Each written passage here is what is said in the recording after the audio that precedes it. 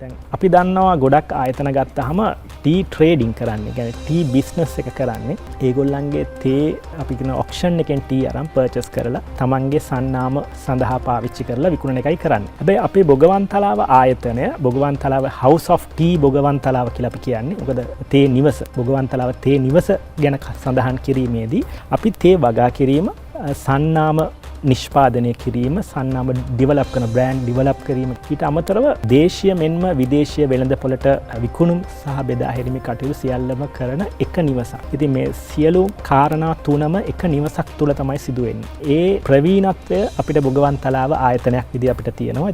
ඒ කාරණා සියල්ල ගත්තම මොකද අපි බොන්නේ තේ කෝප්පයක්. ඒ තේ කෝප්පේ අපිට විශ්වාසයක් තියෙන්න ඕනේ. ඉතින් බොගවන්තලාව තේ කෝප්පයක් බොනකොට ඒකේ විශ්වාසයක් තියෙනවා. ඉතින් ඒකයි අපේ තියෙන විශේෂත්වය.